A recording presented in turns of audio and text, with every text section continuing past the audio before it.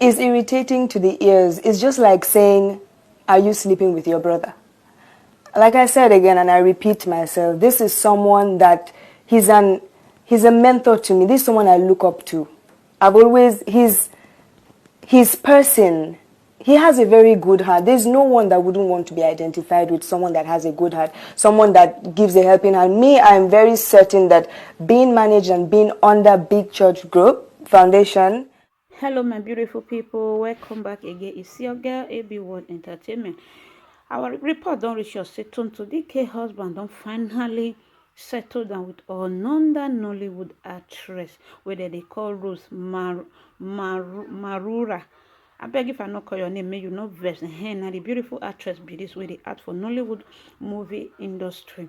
Now she be this one, the girl way scatter Tonto Dike house. Now it be this. Now go see the first intro when I put for the beginning of this video when church he and this girl they call themselves brothers and sisters. So reports come reach us when she do her birthday few days ago.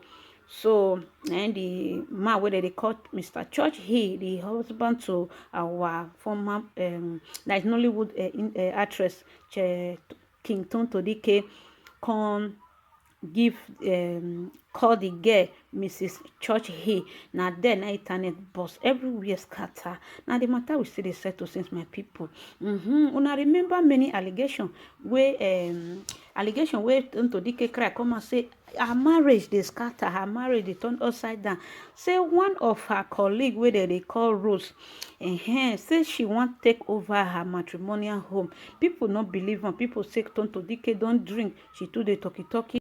So many people don't believe this story that year. They say Tonto Dike too talk. Why she go dey talk like that? You understand? To the essence, say the marriage not even last how many months, my people. It not reach a year when they break up. Now because of this Nollywood beautiful actress where they call Rose, now im make the marriage scatter break down. Ever since then, they not feel repair the marriage again. All because of this Nollywood actress. So many people that year they not believe Tonto, but make una hear the truth. Now the girl where he break Tonto Dike marriage be this one. When Tonto cry out say her marriage is at stake, her marriage not strong again. Say her colleague for industry want collect her home. So now so that matter take happen that year, man. My people, you understand? So what can happen again? The next thing now Tonto Dike and the husband come finally share garri. Okay, as I dey talk they go, my people. He get note where he implicates this Tonto Dike and the Tonto Dike's ex-husband and this new side chick. You understand? He get wetin bring them come outside. So this Tonto Dike ex-husband come celebrate this new lover. Me I not call am new because you don't know where they do this wole for how many years now, you understand? So this lady come do birthday a few days ago. Now dear night church he come call out Tonto Dike this Nollywood actress come call am out, come write some comment go give her, say see wetin dey like. You come call her say she be Mrs. Church here. So as she call am, the man call the man out, call the woman out. Now people come say I no understand. Now the same girl where he thought say Tonto Dike ex-husband, now his brother be this one. How come the man come they call am Mrs. Church here?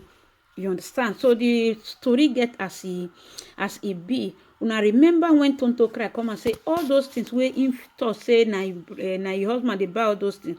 Say not be your husband na him buy, and say now she use her money to buy everything. My people, the story is sweet well. Una know say when women they suspect husband, say their husband see e be like say dem don dey waka kpurukere. The men go talk this talk that, say na lie or nothing like that. You understand? So now wetin happen be that one. When Tonto Dike call out her husband, that is then say her husband they sleep around, and they not only sleep around, but it's like somebody want to break their relationship. nobody believe her. Nobody believe her. And this girl come still make interview say Tonto Dike no know wetin in dey talk. Say the person wey in see am as a brother, as a godfather. Na me dey always dey talk am say make una beware of people wey dey always dey call una husband godfather. You understand? Most of them dey disgongong your husband for back. How can you go dey call another person this godfather when una no even officially dey as that is, I no know as I wan take talk am. E get the kind person wey go use you do godfather. No be young guy na you take do godfather. People wey dey take dey do godfather, e get wetin the person do for them, or e get way for dey support them. You understand? Now those one dey take dey do godfather, but no be under 40, 35. You understand? They take dey do godfather when their marriage just, I no know as I want to put am, whether their marriage new young or something like that. So the something na so Tonto Dike accuse this girl. This girl come outside, constantly clear the air, say Tonto dey lie, make dem no like men. Say she no fit date Tonto husband. Why? Because na her colleague for the industry. So nothing like that. You understand? So everybody take relax before Tonto Dike finally come outside, say everything wey the man dey wear, wey the man dey ride, say na him dey give the man. Say she don't even tire. Say the man na even 40 seconds, not even reach 1 minute. Okay, my people, e get picture when I go put now where I will take show una. Say this church here and this girl, they don't already get pikin together. Una remember Tonto Dike pikin where he resemble a papa well and hand. If they see that pikin, they know they find church here. Anyway, we for see that Tonto Dike pikin, you know go find church here. You understand? But this very one way I want show una, so the pikin don't still grow small. I go show una the picture, make una still look wetin dey go on. Not be today their relationship start. Not be today they begin to date together. So una understand, my people. Not be today that they begin date together and they don't even get pikin for inside the marriage. Meaning e don't take when this girl they follow this Tonto Dike husband. That time when Tonto Dike still dey inside the marriage. My people, make I not too talk for here. Make I bring out the birthday wishes when Mr. Church here take wish this Rose, this Nollywood actress that they call Rose. Okay, he say na Church write down for Instagram. He say a special sunrise on this precious day. A great woman was born during my hard time when the depression would have taken the better part of me. You were my back, a bedrock. When it was like the whole world was against me, you stood by me, even took some mainly because of me. When I thought I have lost it all, you encouraged me to hope on God, to hope on God that He will give me all I have lost. Happy birthday, Mrs. Churchy. Age with grace. I have got your back 247 by the special grace of God. Now waiting, Mr. Churchy give a beautiful newly wedded wife where they do secret marriage together. Okay, say may God bless you today on your birthday and every day after. May you be comfortable by His presence in your life.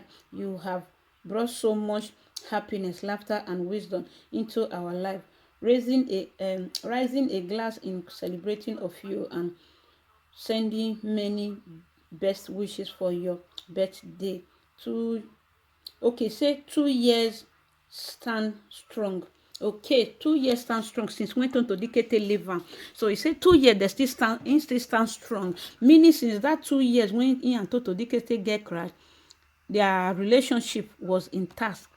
You understand? So my people, make I put the video, make una listen by yourself. Una will hear everything for here.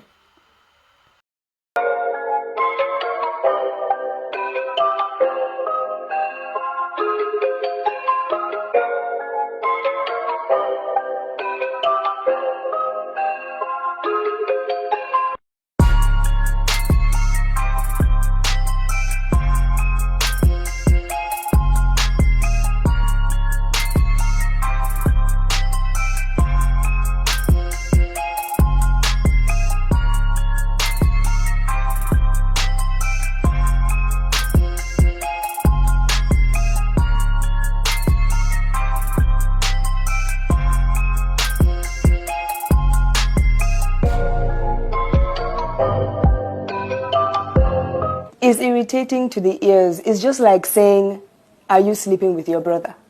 He's a mentor to me. This is someone I look up to. I really have nothing to say about this because it's really irrelevant to me. They're in peace. They're happy. I don't know about what you people are saying, but you guys should get your facts straight before bringing things out. It's really not relevant to me.